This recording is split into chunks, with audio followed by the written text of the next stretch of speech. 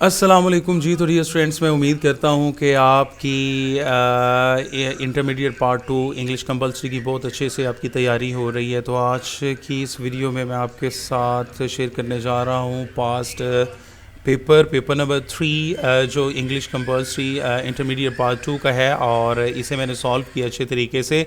लिहाजा आज का जो पहला एमसीक्यू है वो देखते हैं। आपको पता है कि जो पहला पोर्शन होता है मारूजी का, उसमें 3 नंबर होते हैं, और 3 नंबर जो बुक 2 है मॉडर्न प्रोज एंड हैरोज पार्ट 1 में से वो आता है। पार्ट 1 है जो बुक का, उसमें से आता है। तो पहला जो स्टेटमेंट है वो पढ़ते हैं। Political control of masses stops exodus from the country side. तो एक्सोडस हिजरत को कहते हैं। तो नीचे कौन सा वर्ड है जिसका मतलब है हिजरत? तो इमिग्रेशन वर्ड है जिसका मतलब है हिजरत। तो एक्सोडस का जो करेक्ट आंसर आएगा वो आएगा इमिग्रेशन। ठीक है जी। तो दूसरी स्टेटमेंट पढ़ते हैं। It seem to be a sort of slide. तो स्लाइड का मतलब थोड़ा भी होता है, लेकिन स्लाइड का मतलब होता है डिसरिस्पेक्ट, बेइज्जती। तो नीचे कौन सा वर्ड है जिसका मतलब है बेइज्जती? तो इंसल्ट वर्ड है जिसका मतलब है बेइज्जती। नेक्स्ट वर्ड है the boy wins out in such controversies. तो विंस आउट का मतलब होता है कामयाब हो जाना, जीत जाना। तो नीचे कौन सा वर्ड है जिसका मतलब है कामयाब हो जाना, तो जीत जाना। तो डी जो ऑप्शन है सक्सीड, जिसका मतलब है विंस आउट, जीत जाना जी। तो डियर स्टूडेंट्स, जो दूसरा पोर्शन है वो हम देखते हैं। मैं जल्दी इस वजह से कर रहा हूँ ताकि वीडियो छोटी हो और आप इसे कंप्लीट अच्छे तरीके से वॉच कर लें। चौथी स्टेटमेंट है, ये किससे? मॉडर्न प्रोज एंड हैरोज पार्ट 2 में से। पहला है जी चौथा नंबर एमसीक्यू, ही लर्नड इंग्लिश पार्सिंग थॉरोली। ठीक है। तो पार्सिंग अंडरलाइन वर्ड है, इसके नीचे लाइन लगी हुई है। तो इसका मतलब क्या है? तो इसका मतलब है जी ग्रामर रूल्स। पार्सिंग का मतलब क्या है? Grammar rules. नेक्स्ट है जी 5 number statement, 20 received a share in a legacy. Legacy का मतलब होता है विरासत, तरका, वालदैन की तरफ से जो छोड़ा हुआ माल होता है, हिस्सा होता है, पैसा होता है, दौलत होती है, उसे हम कहते हैं लेगेसी। तो नीचे कौन सा वर्ड है जिसका मतलब तरका, विरासत होता है? Heritage, heritage. तो दुरुस्त ऑप्शन है B, heritage. Next MCQ number 6 है, the change in all branches of life have been stupendous. Stupendous, तो स्टुपेंडस का मतलब होता है बहुत बड़ा, क्लोसल, शानदार। तो नीचे कौन सा वर्ड है जिसका मतलब है शानदार? इंप्रेसिव वर्ड है, ए ऑप्शन दुरुस्त है। तो इसका मतलब है शानदार, बहुत बड़ा। तो डियर स्टूडेंट्स, नेक्स्ट है जी मिस्टर चिप्स में से 4 नंबर के एमसीक्यूज आते हैं, क्वेश्चंस आते हैं। तो उन्हें हम देखते हैं। Important words, he gave everything except inspiration. ठीक है। इंस्पिरेशन का मतलब होता है जहनी तख्लीक। उसने हर चीज़ बच्चों को दी, ग्रामेटिकल रूल्स दिए, पार्सिंग दी, मतलब बच्चों को लैंग्वेज सिखाई, लेकिन क्या चीज़ नहीं दी सिवाय इंस्पिरेशन के। ठीक है जी। तो इंस्पिरेशन का मतलब होता है ज़हनी तख्लीक। ठीक है। तो क्रिएटिव स्किल इसका मतलब है। तो बी ऑप्शन दुरुस्त आएगा। नेक्स्ट है जी 8 number statement, chips had vivid collection recollection of whether by. Recollection का मतलब यादें होता है, कितनी हसीन यादें थी। ठीक है। और विविड का मतलब होता है क्लियर, वाजे। तो नीचे कौन सा वर्ड है जिसका मतलब है क्लियर, वाजे? तो बी ऑप्शन दुरुस्त है। ठीक है जी। नेक्स्ट है जी MCQ number 9, she had not always pleaded for leniency. Plead का मतलब होता है दरख्वास्त करना, फॉर लीनियंसी, नरमी के लिए। तो नीचे कौन सा वर्ड है जिसका मतलब है नरमी? तो नीचे वर्ड है क्लेमेंसी। क्लेमेंसी का मतलब होता है लीनियंसी, और लीनियंसी का मतलब होता है क्लेमेंसी, नरमी। ठीक है। सख्ती का उलट जो होता है नरमी। कुछ टीचर सख्त होते हैं ना, प्रेशर डालते हैं, दबाव डालते हैं, काम देते हैं बहुत ज़्यादा। ठीक है। तो उसका जो उलट होता है उसे हम कहते हैं नरमी। ठीक है जी। नेक्स्ट है जी 10 number, I can not stand it much longer. मैं इसे ज़्यादा देर तक बर्दाश्त नहीं कर सकता। तो कुछ आपने सेंटेंस की जो डायमेंशन है, जो कंसेप्ट दिया जा रहा है, वो भी अंडरस्टैंड करके आपने ऑप्शन दुरुस्त लगाना है। तो स्टैंड का मतलब यहाँ पर स्टैंड नहीं है, बल्कि इसका मतलब है टॉलरेट, बर्दाश्त करना। ठीक है। तो कौन सा ऑप्शन दुरुस्त हुआ? सी ऑप्शन जी। तो डियर स्टूडेंट्स, नेक्स्ट पोर्शन में हम 5 नंबर की क्या करने जा रहे हैं? प्रेपोजिशंस को अच्छे तरीके से सॉल्व करेंगे। ठीक है जी। तो कौन से वर्ड के साथ कौन सी प्रेपोजिशन आती है ये हम जानने की कोशिश करेंगे। 11 नंबर जो एमसीक्यू है वो देखते हैं जी, the house is good to live. तो लिव, जब आप ये अंडरस्टैंड कर लें कि जब जुमले में रहने का मतलब पाया जाए, रहने के लिए लिव जो वर्ब है वो इस्तेमाल हो रहा हो, और किसी जगह पर, किसी घर में, तो उसके बाद जो प्रपोजिशन आती है इन आती है। ठीक है जी। तो प्लेस पहले मौजूद है, उसके बाद लिव आ रहा है, तो इट मीन्स दैट वहाँ पर रहना, ज़िंदगी गुजारना। तो इसके बाद इन आएगा। ठीक है। This house is good to live in.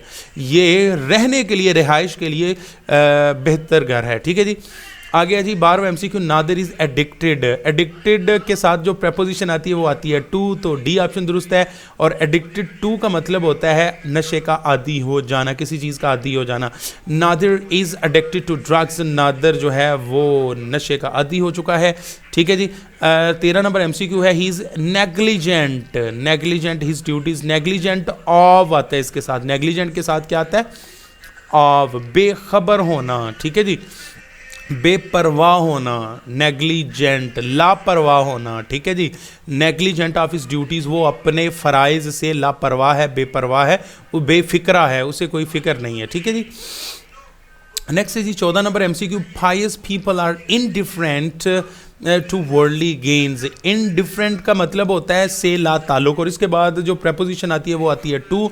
Indifferent to का मतलब होता है से बेनियाज, से ला ताल्लुक। ठीक है जी।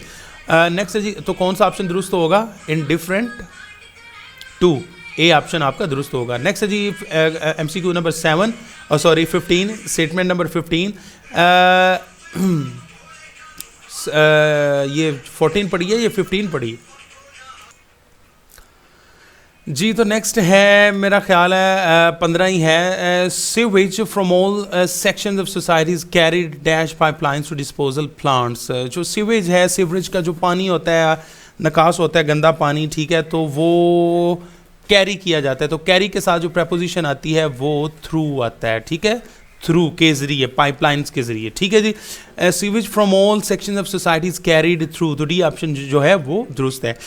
डियर स्टूडेंट्स, अब इस हिस्से में ऑब्जेक्टिव पेपर के इस हिस्से में हम ग्रामेटिकली 5 नंबर जो हैं, 5 नंबर कितने?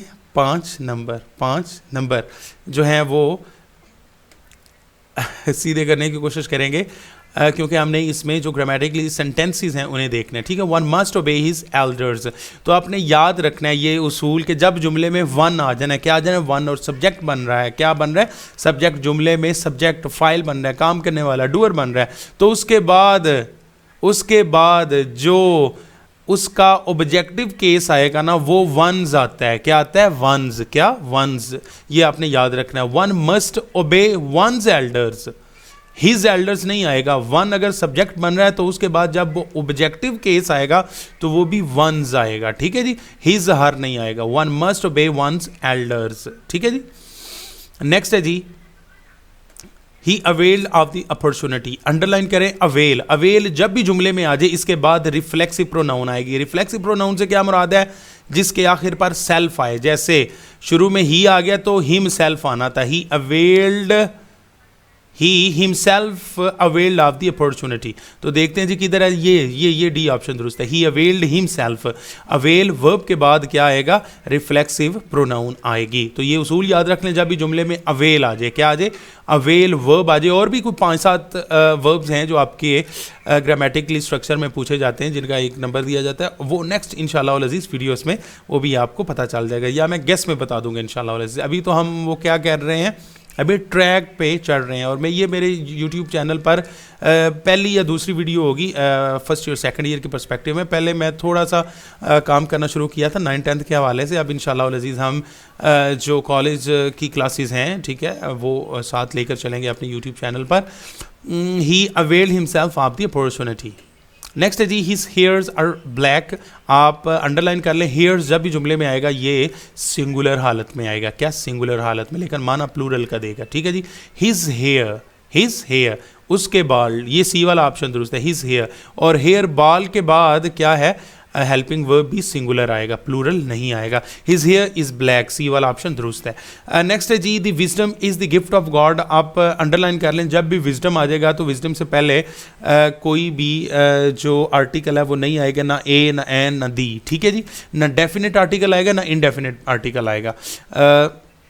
सिंपल सा आएगा, wisdom is the gift of God. Wisdom is the gift of God, A option दुरुस्त है। नेक्स्ट है जी, he made a goal against our team. Underline करें, जब भी गोल करना होगा, गोल करना, तो गोल मेक नहीं किया जाता, मेड नहीं किया जाता, बल्कि गोल स्कोर किया जाता है।